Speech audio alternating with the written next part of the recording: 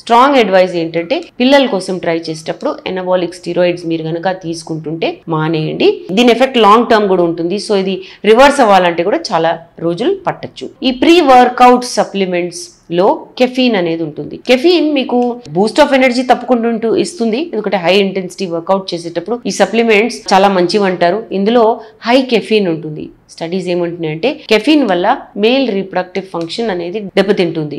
So ఇది ఎలా అంటే స్పర్మ్ లో డిఎన్ఏ డ్యామేజ్ అవుతుంది అనమాట. క్లినికల్ స్టడీస్ అంటున్నాయి ఈ డిఎన్ఏలో ఉన్న అంటే దాని ఆకారంలో డ్యామేజ్ రావచ్చు. దీన్ని డబుల్ స్ట్రాండ్ డిఎన్ఏ బ్రేక్స్ అంటారు, డిఎన్ఏ ఫ్రాగ్మెంటేషన్ అంటారు. కెఫీన్ వల్ల స్పర్మ్ అన్యూప్లాయిడీ కూడా ఇంక్రీజ్ అవుతుంది. అన్యూప్లాయిడీ ఏంటంటే మనకు 46 క్రోమోజోమ్స్ ఉంటాయి. దీనికన్నా తక్కువ ఉండడం, దీనికన్నా ఎక్కువ ఉండడం అన్యూప్లాయిడీ అంటే అబ్నార్మాలిటీ. ఇలాంటి స్పర్మ్స్ అండంలోకి వెళ్ళి ఫలదీకరణం అయిన తర్వాత పిండం తయారవుతే పిల్లల్లో అబ్నార్మాలిటీ కూడా చూడడం జరుగుతుంది.